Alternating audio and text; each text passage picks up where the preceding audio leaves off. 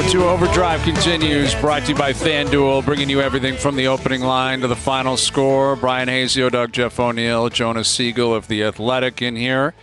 The Leafs are in Arizona tomorrow night. We got a bunch of games in the NHL tonight. We had the Stadium Series down in Jersey over the weekend. By all accounts, sold a lot of tickets, created some buzz down in New York. And the news of the day, I guess, is that Gary Bettman has upheld Morgan Rielly's 5-game suspension. But without Morgan Rielly, the Leafs are 4-0.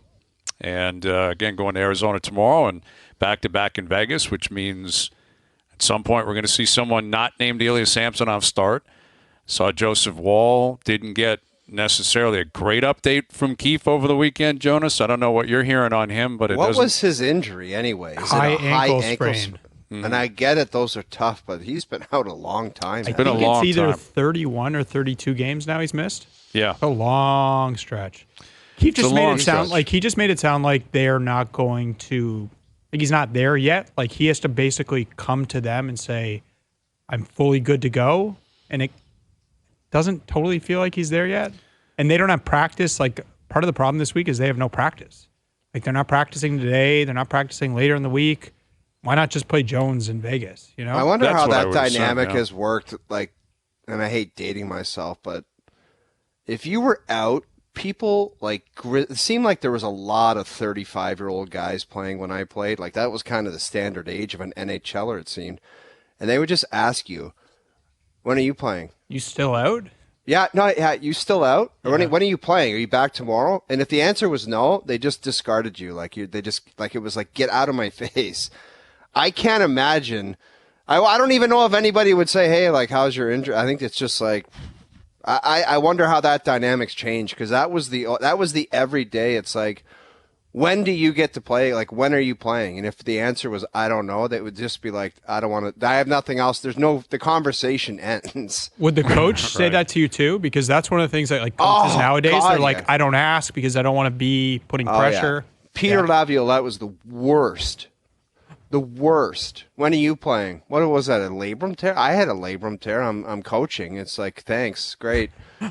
Like you're coaching, Lavi. That's what he said to me one time. I have a labrum tear, Lavi. I have a labral tear. I coach, and I was just like, yeah, okay. What are you talking about? It was just like they put just a full court press. I don't even know. I bet you the coaches wouldn't say one word to an injured player now. No, not one word. Since it happens, I think in a lot of ways that's a good thing, positive thing. I think I'm sure the PA is hammered away at that over time. Like the coach represents the team. There's an element of injury. I would bet there's zero interaction with the coach and the player. Like, hey, when do you think you're going to be? Like, probably none of that. No, and listen, every situation is different. Every player is different. But the fact is the Leafs have had a lot of examples of this and a lot of work in this area over the years with Freddie Anderson, with Campbell, with Matt Murray. Like how many times over the last 3 or 4 years has there been a goalie out and Keefe has come out and said, "I don't know, like when he's comfortable, he can play." Like it's kind of similar here. Again, different because Wall's younger. It was a serious injury that we're aware of, but it sounded eerily similar. Like him basically saying, when he's confident, he'll play, and he'll let us know when he's confident. Well, that's the other thing that's changed is, like, you did take a risk back in the day. If you weren't, like, a marquee player, you come out of the lineup, you're taking a risk of somebody else taking your job. Like, if somebody goes in there and it's, like, plays unbelievable, and you were kind of a middling type guy, you would sit there and wait. Like, you would sit there and wait until he took a downturn or whatever would happen. You took your chance. Yeah, no, and that's exactly. why guys would be like, "I'm getting my ass back in that lineup." Well, that's what I'd love to be a fly on the wall with Joseph Woll, that, like he had a legitimate high ankle sprain. That's a tough injury, especially for goalies. Dude, I know like, exactly where you're out. going, Hayes. Like, you would think that he's looking at the situation saying, Martin Jones has played pretty good. Samsonov is back. Don't I want to get in there and show everyone that I still – I don't even know if these guys think like that. I don't know either. And there's nothing you can do about the first couple of months of an injury. You're out. Like, that's just it. You suffer the injury, you're out. But Samsonov, like, he was on waivers when you got injured, or shortly after. And he has gotten off waivers and returned and played, and now he's starting games. And I believe when Woll comes off that he will clearly return and be a part of the tandem. But if he stayed healthy, there's a real chance that we'd be looking at him right now as like the definitive number one. And who cares who plays after him? And yet when he returns, it's probably back to a coin flip. It's likely back to a tandem. Whoever slips, there's Martin Jones. If Jones can get through waivers, I don't think still Martin jockeying. Jones gets through waivers again. I don't think so either, but I don't know if they'll put him on waivers. It may be like a mysterious IR thing where he gets maybe through. You just keep 3 goalies if you can, right? Yeah, his cap hit's not that high. No. It is a bit of a dangerous game, but it's dangerous to put him on waivers and possibly lose him. It's still nuts to me that no one claimed Samsonov. I know he was playing bad and everything, but like he was gonna be better. So in your mind, Jonas, the play was we'll do our own rehab on that guy and we'll take a chance on this, right? Like, doesn't that make sense? I thought that at the time. I know the cap hit's 3.55. Like, it's not great. Some teams can't swallow that, but he was really good last year. Like you were just kind of hoping, and if it doesn't work out, like, you know what I mean? Like if you're Carolina or whoever. I don't get it. Anyway. Yeah, it could have been a free pass. I mean, they probably would have had to get rid of someone else, right? And what if it fails and then you really look silly? But I think in hindsight, being 2020, you're right. I mean, someone maybe should have taken that gamble and the Leafs got lucky. Here's Mike Johnson, our TSN hockey analyst, joining us here on the Maple Toyota hotline. Do you see it the same way, Johnny? Do you think teams, when Samsonov was there, they might look back on it and say, why didn't we pluck that guy and give him a shot? Absolutely not. No, I don't. I mean, like I know it's a great story, and he's played well enough that it's fantastic. I'm so happy for him, and it's good for the Leafs. But I can't. If I put myself in the shoes of running a team when he was put on waivers, but not going to the minors, like he was going for an emotional, mental, physical, technical reset. What kind of team would take a guy like that? If you're a good team, there's no chance. Like you say, Carolina's like, we don't have time to play, have a guy who's not playing well play for us. Like, we don't have that. We're too good. If it's Edmonton, like, these teams are trying to win. They don't have the time to sort of invest. And I don't know if they would know Samsonov the way the Leafs know him and how to work with all that, given some of the struggles. Like, he was in the depths. Like, remember some of those games before he went on waivers? And so I was like, they can never put him in the net again. Yeah. Like, would he want to go to the minors? You want to go to Bakersfield or Norfolk or wherever and play? Yes, it looks like maybe he's back and better than other options around the league, but I couldn't have imagined doing that if I was running a team in that moment. Well, in the end, it didn't happen, so he's here, and at some point Joseph Woll will return, and we're going to have to deal with that carousel. Jonas, mentioned the idea of keeping 3 goalies on the roster. How conceivable do you think that is? Depends on who else is healthy. Depends on what they do at the deadline. We know how tight they run their cap numbers. They can carry 3 goalies and 18 skaters, let's say, and they could probably make that work. And they have a whole bunch of guys on their roster that they could either don't require waivers or they wouldn't be as upset to lose them on waivers, even though they wouldn't want to. It would be doable, but it's never ideal. But in this situation, given what's happened with Samsonov's performance and with Woll's health, I think, would you rather have William Lagesson around, or would you rather make sure you got Martin Jones around as an extra player? I mean, I think you probably at this point be like, well, we kind of got to stick with the goaltender. We like what Lagesson can do, but if we have to lose one, I guess it's the defenseman because we got no other options if another goaltender gets hurt or stumbles.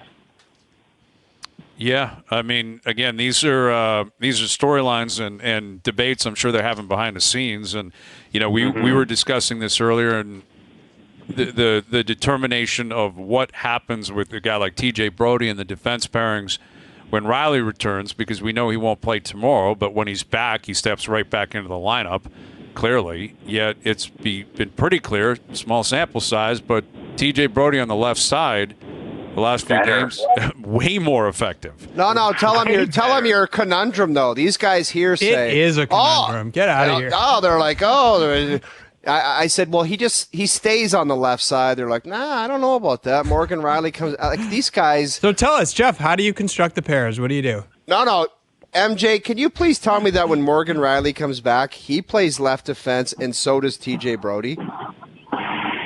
I mean, it would be a strange fit, but I could see them trying to create that situation. I mean, if you put, with Mark Giordano, unfortunately not around either, could you, whatever you call 1, 2, 3, who's playing where, if you want to put Brody on the left and Rielly on the left and Benwell on the left, and then you work everyone else around, McCabe and Liljegren and whoever else, given what you've seen out of Brody and how important he can be to this team when he sort of is the stabilizing, good defensive defenseman that they need him to be, I can see in the short term, they're like, well, you know what, maybe let's just ride this out for a little bit and see how it all shakes out. We played quite well without Morgan Rielly, so let's just not change from that. It probably gets back to being Rielly and Brody goes on the opposite side. But I could see them at least initially sort of trying it just because the team has worked well, and Brody looks far closer to the guy they need him to be, which he hasn't been throughout most of this year. I don't know. I could see them trying it. I wanted to ask you. Well, go ahead, Jonas. Yeah, I wanted to ask you, Mike, for your reaction to the Rielly Bettman thing. I just wanted to read you something from the ruling and get your reaction to it. We haven't heard from the Leafs, and they haven't commented on it. So I'm curious how you would feel about this. I'm going to read, okay? The cross-check was delivered as retribution for an unnecessary and seldom seen play that Mr. Rielly believed may have been intended to embarrass Toronto. Although much of the testimony offered by Rielly, Treliving, and Shanahan at the hearing concerned whether Mr. Griggs' slapshot was provocative, that discussion is utterly irrelevant. How would you react to that if you were the Leafs? I would react that I would not be surprised. In what world, because a guy showed you up in the way that he scored a goal in the course of play, are you allowed to hit him in the head? So if a guy scores a Michigan, that could be provocative. Yeah. That's unusual. That could be maybe to show someone up. If it's 5-1, you do a Michigan. Can you go cross-check someone in the head? Not at all. I think the league understands what happened. And I think many people there would say, we kind of get why you went after him. And we got no problem with you going after him. You just can't go after him that way. So, there is no situation in the NHL that makes cross-checking someone in the head okay, no matter what they do to you. Okay, Johnny, that's fine. That's fine, and they didn't uphold the suspension. But the next time Jacob Trouba takes Trent Frederick's head and puts it up around the Messier banner in the building, you can't come out and just say that's a fine.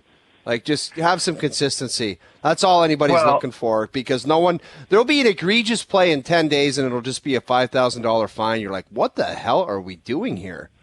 The significant difference, is that even the Trouba one, that was during the game. You know what I mean? It wasn't after a goal was scored or the game ended. Dude, I get it, Johnny. He still clubbed him over the head. I don't care what Trouba's explanation was.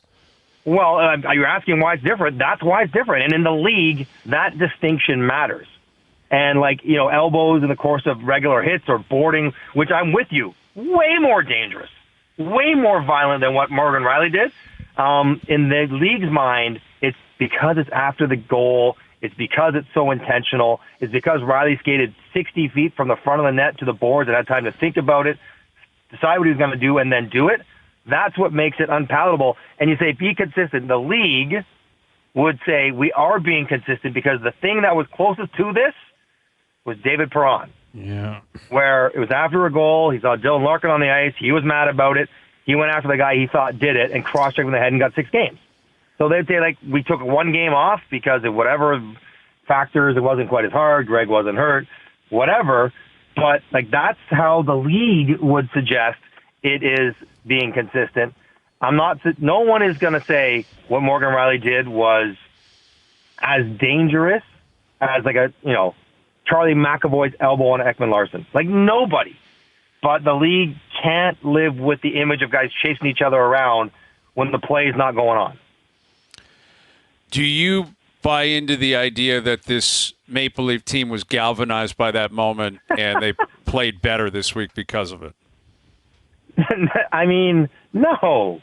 I don't know. Maybe I'm naive. You guys tell me. Yeah. Like they have played better, but like I don't even think that was such a big deal. There was a lot of we talked about the Morgan Rielly, Greg, the dynamics behind it a lot, and I do think there is a legitimate element in the Toronto Maple Leaf organization that feels that the league is harder on them and more lenient on others because they're the Toronto Maple Leafs, because the attention that is paid. They don't want to look soft on the Leafs. They don't want to look like they're not being soft when the team's playing against the Leafs. You know how it is.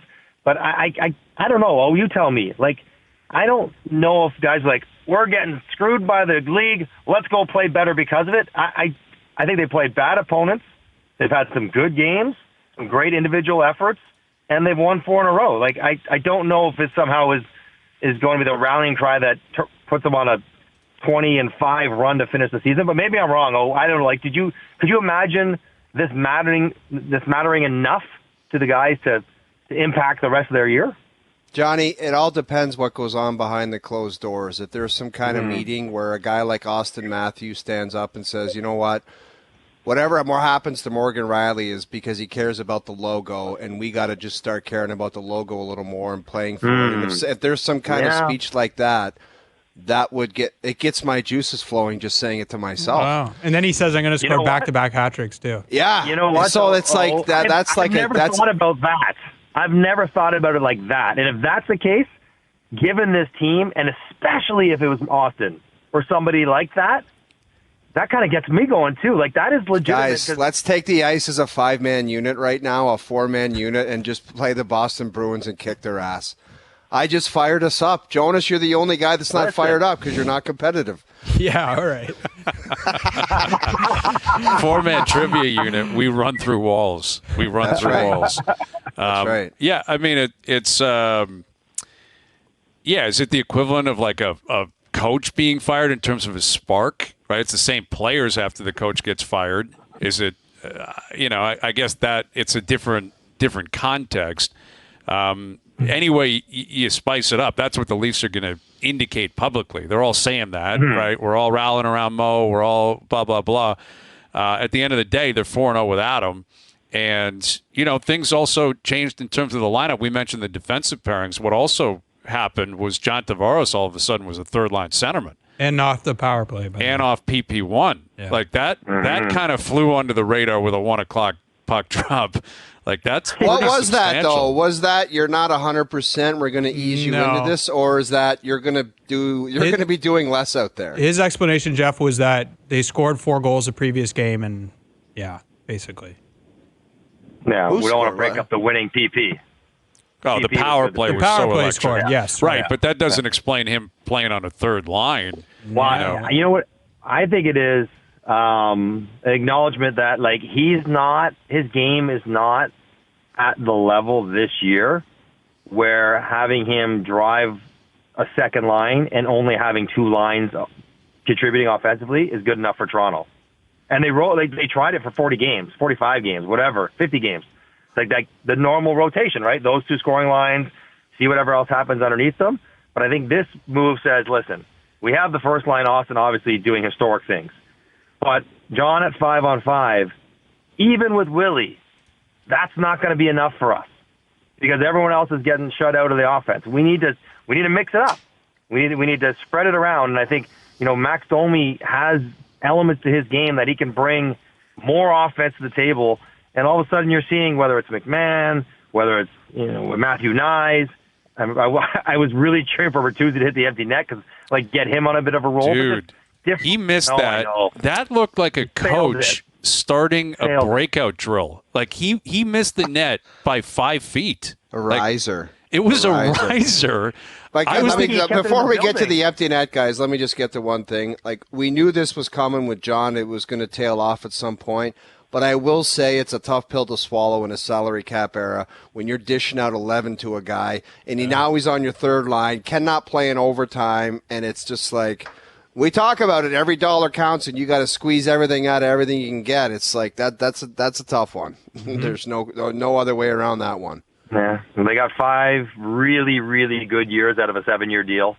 I think they knew this was going to happen, right? Mm-hmm. And generally speaking, they sort of accepted what might happen in year 6 and 7, to try to get the first 4 or 5 being really good. So, but that's what I mean. That's how I think it is. I think they got to spread it around. They need more guys contributing, and that allows maybe Tavares for different matchups, different pressure, whatever. But anyways, it was surprising. I give the coach the Stones. I give him credit to have the Stones to say, you're not going out there right now. I told Tyler Bertuzzi went to the Boston Bruins and played in the first power play unit there. I said that when he first got here, but you guys were like, oh, you can't take him off. Yeah, you can. You just got to tap him on the shoulder and say you're not going out there. So I will give the coach credit for the Stones to do that. Yeah, Keith's done a great job this week. Like it's, again, not the greatest competition, but he's moved things around. He's made things work. And I personally, I like Domi with Nylander more than I like Tavares with Nylander. They both can skate. They both can put pressure on defenses. They can move. And Max can pass the puck a lot better than Tavares can. And Willie's the guy. I don't know. Maybe not a lot better, but he's got better vision. He does have better vision. I think he can make passes. No, he doesn't. Yes, he does. Doesn't have better vision. In terms of passing the puck, absolutely, I believe he does. No way. Absolutely. No. On the fly, on the rush, through the neutral zone. Guys, positive Tuesday. We're not going to fight over better vision. They have won 4 in a row. Anyway, the point I'm making is everything revolves around Willie on that line. And I think Max feeds into that better than Tavares can right now. The only problem with that, Hayes, is like, how do you then get Tavares going? Like, you look 27 straight games. That's his job. For $11 million, he's got to figure that out. 27 straight games without a 5-on-5 goal. He's got to figure it out, Jonas. He has 5-on-5 points in that span. Like, how do you do it? I hear you. It's That's tough. bad, man. I think about that. I went through some terrible slumps, and Jonas, you're probably going to find out all my slumps on your little if website. You want. Yeah, go ahead. That's a long one, man, for 5-on-5 goals. And he's been playing with Nylander for most of that. Like, that's... And then if you're going to take him off the power play, that too, right? But see, so that's the answer right there, Jonas. Take $11 million out, take captaincy out, take his name out, and you'd say that guy should be on the third line at best. Right. No question. Like, that's the truth. So that's where he should be then, right? It's not like this is. I mean, again, to be fair, Max Domi has 5 goals all season. Like, it's not like he's been. It's got way more primary points, 5-on-5. Yeah, fair. Way more. Yeah. And again, it's like this gets back into the whole conversation about what you have to do at the deadline. It's like, well, you got John. John's not pulling his weight. You know, it's like but that book is written. Like, you can't do anything about that except try to like boost it up. Well, how are you going to boost it up when he's playing further down the lineup? The point is, it's not the core 4 Maple Leafs or the John Tavares. It's the team. Like, the whole team has to be collectively considered here. And you're dealing with egos. It's not easy. You got to juggle it all. I get it. But no one should be, like, outside of a few guys because they deserve it. Everyone else on that team should show up and be like, I got to prove I'm playing tonight. Like, that's the way it should operate. You also have to, like, use the parts in the best possible way. Like, him being on a third line with McMann and Robertson, like, what's that going to do for you? You know what I mean? What's he doing on the second line? But Jonas, but what do you do the last 40 games playing with a guy who's having a career year for 120 points? Like, you're right. So, like, how much worse production are you going to get on the third line than what you just saw for 2 months on the second line? Fair. None. Not got any worse production. So. Fair. I think, like, you gave it a fair run. If this is where you want to go right now, whether it's short-term or long-term, like, I don't think as great as Tavares is and his career has been and the leader that he is, the guy and all that, like, not even he can walk in the room anymore like, how dare they do that to me? Yeah. Right. You had 2 months, and that's a long time, and it hasn't worked for a variety of reasons, and so we're trying different things. Make the most of it, embrace whatever the new role is, and turn Nick Robertson, Bobby McMann to productive little players. Like, that's your job. And, like, if you do that, you get out of the first round, who gives a darn about what line you're playing on? You know, the whole world gets a lot better if that happens. Forget about, whether how many minutes you play and who your line mates are. I think and Hayes, you're right. Like, and I think, MJ, you mentioned it, the competition thing is real. Like, if he's playing on the third line, suddenly you're not facing the same caliber of competition. Maybe that'll help. Well, and listen, we've all been programmed, again, to believe if they're going to do anything, it's like 5 or 6 guys that are going to do it. And as a result, Tavares is a part of this. It's like, well, John can't be on the third line because that doesn't fulfill the prophecy that who cares? Who cares who it is? If it's Bobby McMann, so be it, right? Like the Sheldon Keefe and Brad Treliving and Brendan Shanahan's job is which 18 guys are you dressing that can help you win 4 games each round? And that's it. Yep. It's not about, well, you've done this and you were great and you got paid a lot. Who cares? You played that role. Everyone's had their moment to shine. You got to put the best team possible out there. And we'll see. We'll see where it goes. And interesting thought about Bobby McMann guys, too. Like, I know he's riding a hot streak. He is, when you watch him in firsthand, a very powerful skater. And you think about stuff that Tavares might need help with. Thank you. McMann is a very powerful skater. And Nick Robertson, he's a darter, kind of wants the puck and shoots and scores. But, McMann was scoring in the minors at a 40-goal pace. And I know he's older, so it's not quite the same as a 21-year-old doing it. But if, in most other teams, if you got a guy scoring 40 in the minors, you wouldn't think he should be on the fourth line when he gets to the NHL. You're like, well, this guy obviously can score. Let's see what he can do. Now, he hasn't really had that kind of opportunity, but there's something in there that is an NHL player. He's Johnny, not going to score 25 goals, but there's something there. Their key is the drop-off can't be alarming. He can't go from a guy that gets 2 goals in a game to a he just has to continue, just have some predictability and go up and down the ring. You mentioned his powerful stride. Just be a physical pain in the ass. There is value if you're a big, strong guy like that, where every time you go in the corner, you finish off your defenseman, and then you go directly to the front of the net and you cause problems there. There's value to that. And if he does that and he's got some hands around the net and he could pop in 10 or 15 goals a year, there's value to that every time he does that. Brilliant, and they take him all day long at $1 million.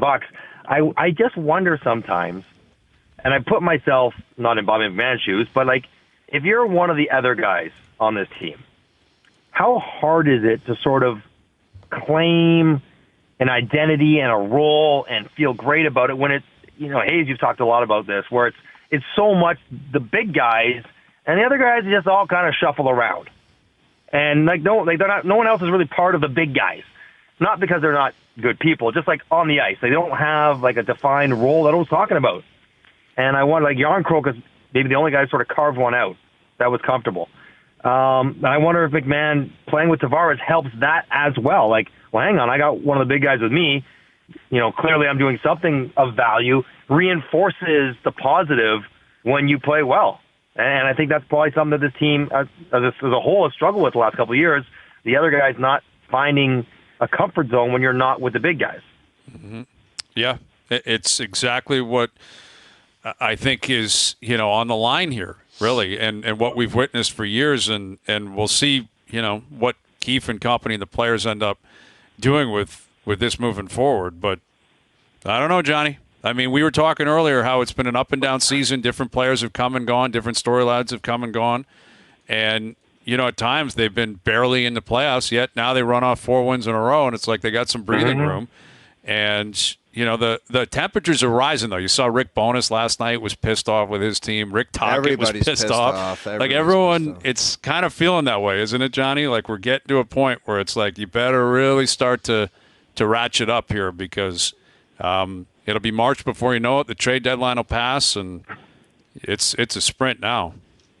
Yeah, the finish line's in sight, and it really does get quick here. And I think the intensity of games will grow with it. So everyone's got to go through speed wobbles along the way. I think Boston just went 2-5, or 3-2 in 7 home games. Probably not a bad thing for the really elite teams to have a moment for the coach to get mad and to crack the whip a little bit and to let the players know, just because we've done well, it doesn't mean we can sort of cruise on in the playoffs. I think it's going to continue. So, yeah, that's how it goes. And I wonder on some perverse level, what is it now? 18-2-1 without Morgan Rielly in the last 2 years. That's a lot of games for one, and that is an outrageous record. I wonder if Sheldon Keefe's you know what, maybe if he doesn't win this appeal, it's not the worst thing in the world. Let's go in Arizona. Let's go 5 for 5. Let's continue the rallying cry. And then even if Mo comes back against Vegas is going to be a really tough game on a back-to-back. It's going to be a really, really hard game for Toronto to win anyways, with or without Morgan Rielly. But I think on some level, not having Mo in the lineup tomorrow against Arizona, I don't know. I think the Leafs, we're going to go with the winning group right now. We're rolling. And we're okay one more time without Morgan Rielly. Just one more, but we're okay with it. Yeah, exactly. I mean, at worst, you're going 4-1 without him. So we'll see what comes of it tomorrow night. Listen, if they don't win tomorrow, that's a brutal end to this 5-game run, though, because Arizona's been terrible lately. They've lost a 10 spot in a row. Right. Ingram's hurt, too, and Yeah, they got guys playing that are not there. They're empty. And Austin's going to get 50 at home, I would think. Matthew Nye's going back home. He's playing well. All of us, we're not playing well, but scoring well. I guess I would be leery if I'm Sheldon Keefe. Don't have a letdown, but I would expect Toronto to really have a good game tomorrow. Yeah, Florida tomorrow night, and you're right. Florida tomorrow. It's amazing that it's just almost understood Matthews will score tomorrow night. It would conceded. Be. 100% it's conceded. He's no disrespect, Arizona. Just throw him on the game sheet, start 1-0, and we'll go from there. We'll see if he can pod 2. All right, Johnny, enjoy it. We'll do it again later in the week. All right, boys. Have a great day. Mike Johnson, our TSN hockey analyst, joining us here on the Maple Toyota Hotline. Check out Maple Toyota's huge truck and SUV lineup, including Tundra, 4Runner, Highlander, and Grand Highlander, in stock and ready to deliver. Visit mapletoyota.com. I think Johnny took issue with at least one thing all of us said in that chat, which is great. Nothing I said, and I didn't. Well, I don't think he agreed with your Morgan Rielly stance at all, that he just plays on the left side, but possibly. But I think he got there eventually. He might have eventually got there. He may have eventually turned the corner. So what you're saying is they should play him with Max Lajoie tomorrow or Thursday. That's what you're saying. Maxi Lajoie on the strip in Vegas. And play him on the right side. Third pair, right side, 10 minutes. Guys, there's some nice stories there, but you clearly don't understand when a caliber of that defenseman, he just goes back to a position that he's most comfortable. Simon's Benoit, he does not stay there if that's the case. You put Rielly with McCabe, and you say, how is this going to work? Mm-hmm. But you don't take into account that that's been the only pair that's worked for them basically the whole year? I'm keeping Benoit and McCabe personally. I'm not changing that, and I'm keeping Brody on the left side. I don't love Benoit as much as you guys do, but that has worked. Then play Morgan Rielly with Timothy Liljegren then, and see where that goes. So Brody with Lajoie maybe on the right side. Someone's got to be on the right side. I'm not doing this with you. But we're good. I'm with you. Play everyone on the left side. Brody and Rielly on the left side. I guess Benoit on the left side. You figure everything else out. That's the way it goes. I agree. All right, OverDrive continues.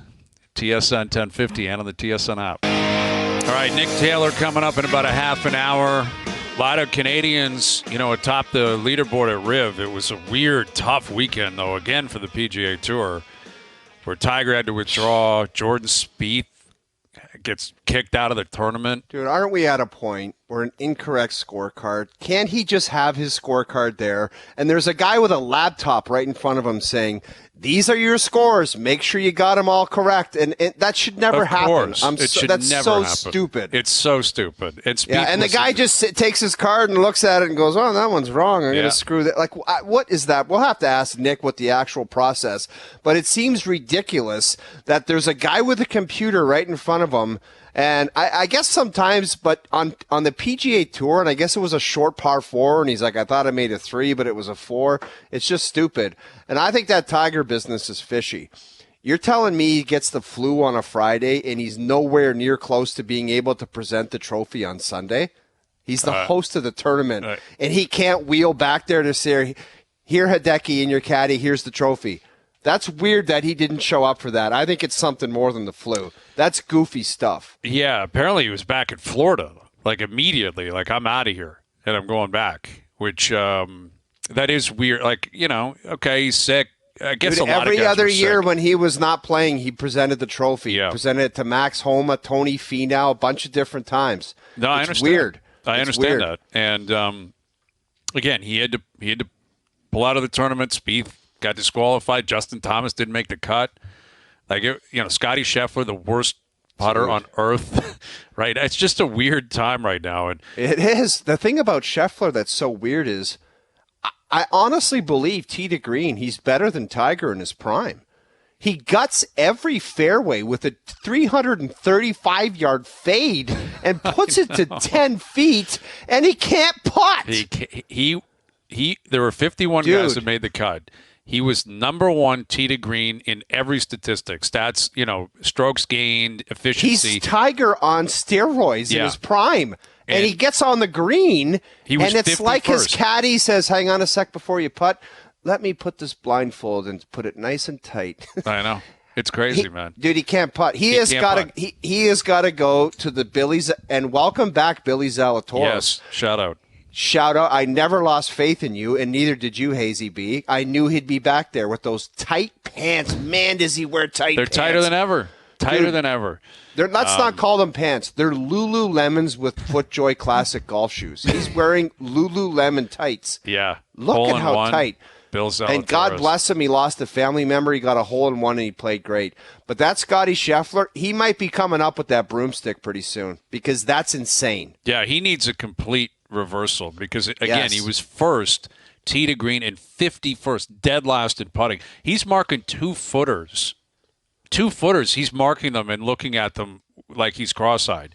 It's wild what's happening. Every green, he has a 10-foot birdie putt.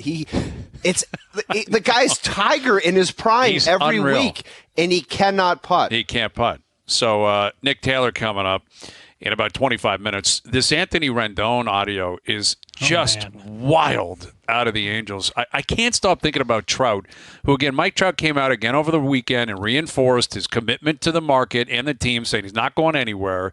Is this something beyond the too many games? Yeah, so remember that quote. Rendon came out recently and said, way too many games. Meanwhile, he never plays a full season. Not even close. No, I know. That's why it was so rich. It's like, dude, you're always hurt anyway. He's always hurt. He's played like 28 games or something in the last couple of years. Like it's an absurd amount of hardly played since he signed that contract. Right. He signed a 7-year deal at $245 million. 7 years. And remember him in that World Series run. You would remember, Jonas. He was unbelievable. Yeah. He and your boy won, so that was the best 1-2 punch in baseball coming down the stretch and throughout the fall. He was unreal. And, of course, the Angels throw money at him instead of pitching and defense. They're just like, where's the flashy toy? We'll take him. And here's what Rendon – this would be absolutely sickening if you're the owner, if you're the manager, if you're the GM, if you're a diehard fan, if you're Mike Trout.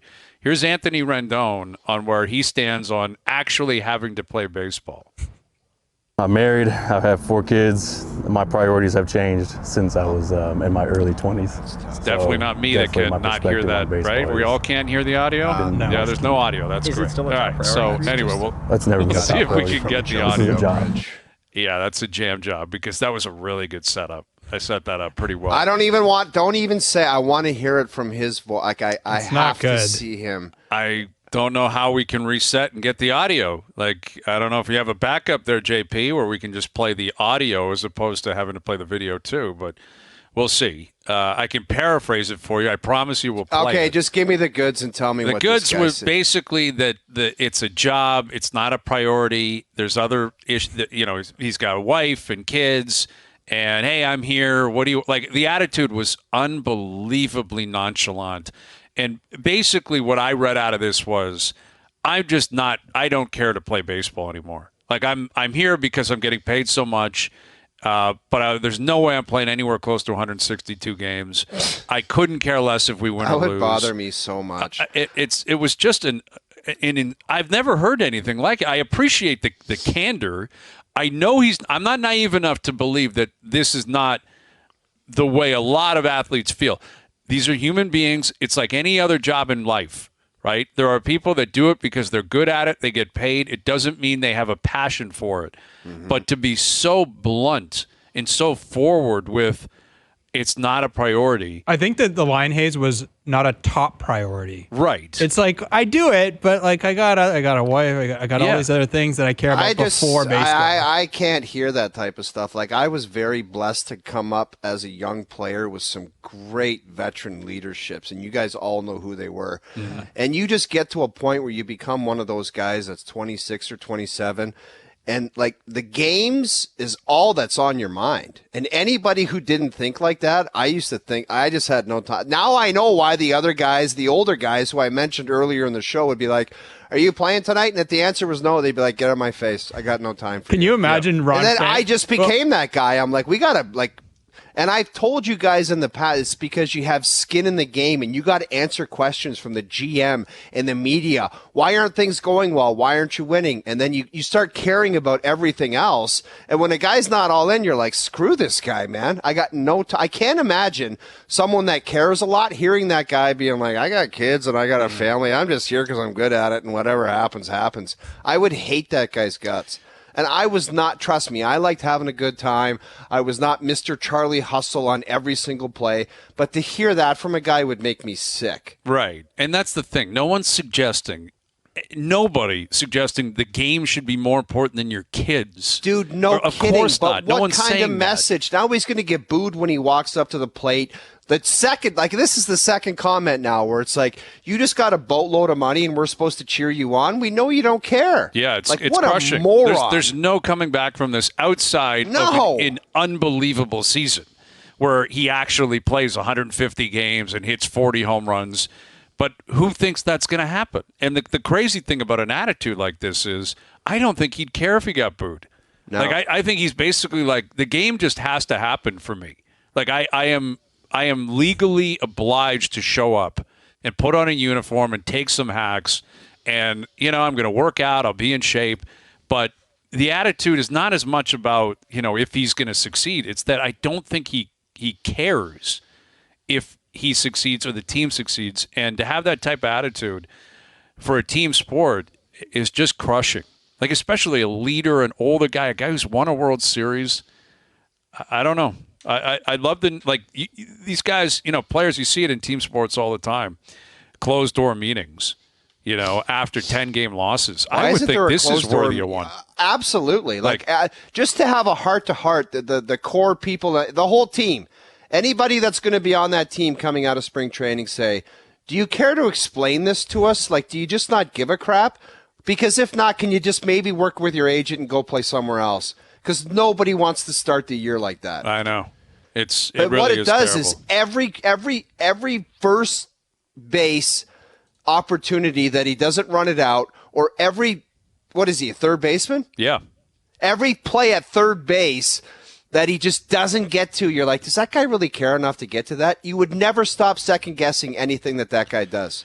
No, and again, it likely is a coincidence in this situation, but who's his agent? Scott Boras.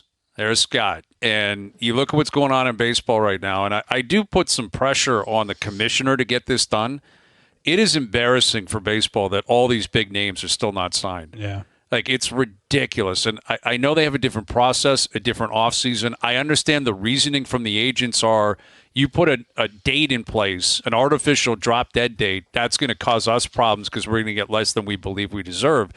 There's blood on both hands here, the teams, the GMs, the agents, the players, but they have to resolve it. Are you talking about Cody Bellinger and Matt Chapman? Yeah, they're all still available. Blake Snell? Yeah, Blake Snell it's a Cy Young winner. These guys are just available for, and it's like pitchers and catchers have arrived. Everyone's reported. Everyone's there. Everyone's talking to the media. Anthony Rendon's there. Anthony Rendon is even there. Reluctantly, Anthony Rendon has shown up. It's got to be rectified.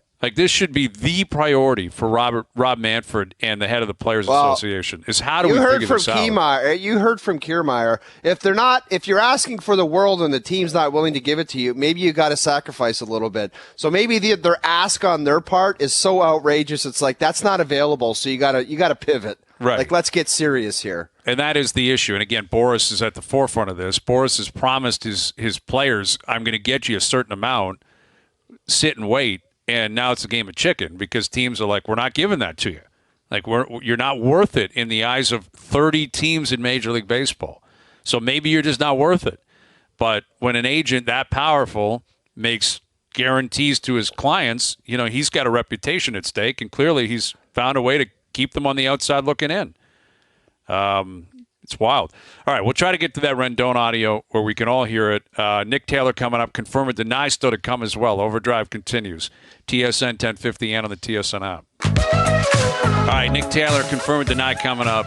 I cannot confirm or deny that this Rendon audio is going to work this time, but I just got a message from a friend of mine, Roberto, who's a listener. He said, I could hear the audio.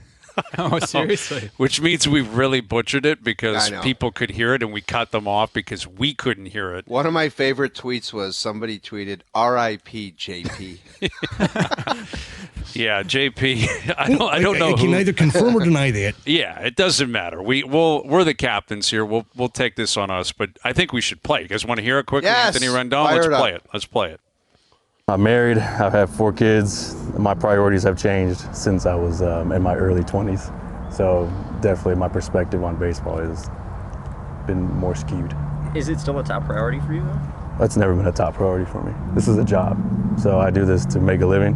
My faith, my family come first before this job. So if those things come before it, I'm leaving. Is it a priority? Oh, it's a priority for sure. This is my job. I'm here, aren't I? Do you want to be here? I don't want to talk to you guys at 7 in the morning or whatever time it is. So, do you want to like be here playing baseball? I have answered your question. So why do you keep picking at it? Oh, yeah, you technically answered it. Thank you. I would trade that guy immediately, man. He's taking him on. No one's taking him on. And I love how he's like, my priorities have changed since my early 20s. He's 33. So, in other words, got a World Series, got paid. And I love the idea that he's like flabbergasted that there'd be follow-up questions to him saying it's never been a top priority to play baseball. Seems like something that the media that covers the team might want to, poke around on. Like, what a message. I don't want to be passionate about this. It's a job.